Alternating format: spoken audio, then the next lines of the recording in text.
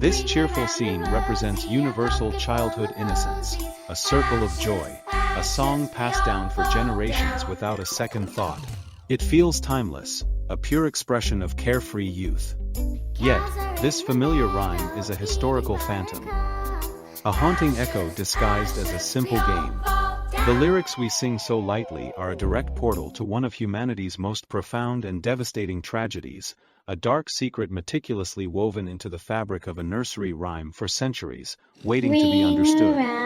The scene transforms, revealing the terrible truth. Ring Around the Rosie was not a playful dance.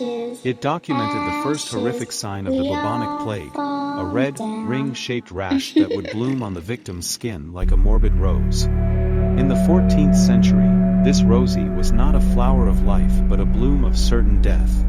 It was the unmistakable mark, a visual declaration that the body had been conquered by an invisible, ruthless foe. This symbol of beauty became the very worst omen imaginable, signifying a painful and terrifying end was near. The next line, a pocket full of posies, was a desperate and futile act of self-preservation born of terrible misunderstanding. Medieval science mistakenly believed the plague spread through miasma, foul corrupted air. Terrified citizens stuffed their pockets and masks with fragrant herbs and flowers, hoping the strong scents would purify the air they breathed and ward off the deadly sickness.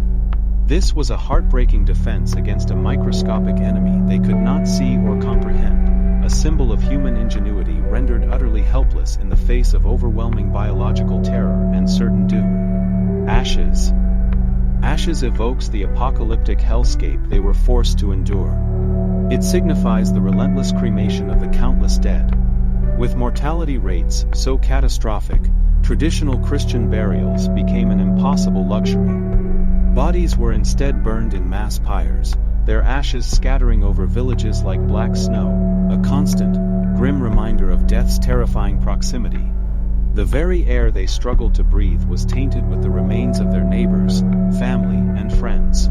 This horrifying daily reality was a perpetual funeral for an entire civilization that seemed to be collapsing in real time all around them. The game's climax, "We all fall down," is the darkest, most literal truth of all. This was not a playful stumble.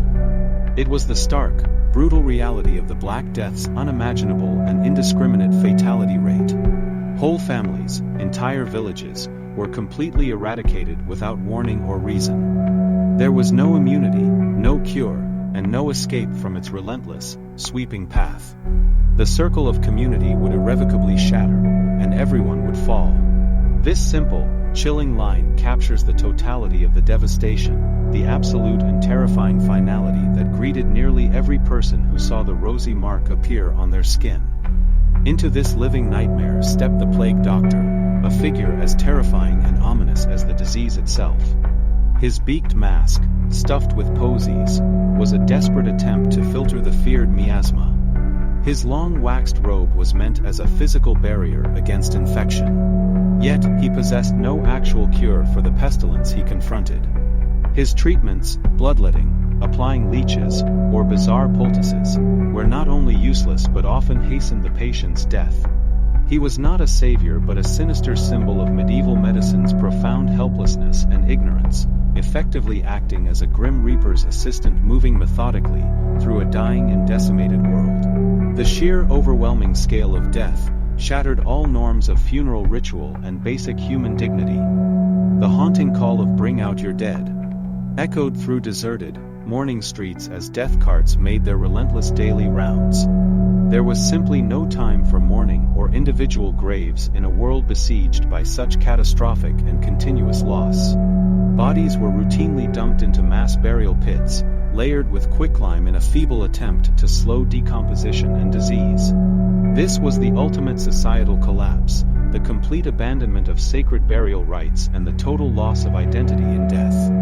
These plague pits stand as somber archaeological testaments to the sheer, unimaginable volume of lives lost. Why would such a dark history be encoded in a child's game?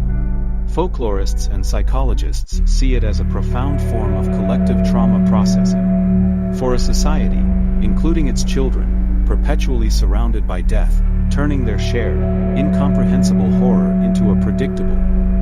Rhythmic game was a crucial psychological mechanism to exert a tiny sense of control over the uncontrollable. By singing of their deepest fears, they could perhaps master them through repetition and ritual. The rhyme became a vessel for cultural memory, a way for subsequent generations to subconsciously acknowledge and carry forward a past too terrible and too significant to ever be truly forgotten. It is a documented fact that the first printed version of the rhyme appears much later in the 19th century. This verifiable gap has led some modern scholars to cautiously debate a direct plague origin, suggesting alternative, less macabre explanations from different periods or folk traditions. However, the symbolic parallels remain undeniable and incredibly powerful for the modern audience. Whether a literal account from 1347 or a metaphorical echo woven from centuries of pandemic fear and loss, the song's imagery is now forever fused with the concept of plague in the collective human psyche. The ongoing debate itself underscores our deep and enduring fascination with finding meaning in the artifacts of our past. Our circle is now complete. We return to the present, but our perception of this simple game is forever altered. This song stands as a profound testament to the resilience of the human spirit. It represents our innate ability to weave our deepest tragedies into the very fabric of our culture, to pass them down not merely as warnings of despair, but as rhythms for play, reflection, and remembrance.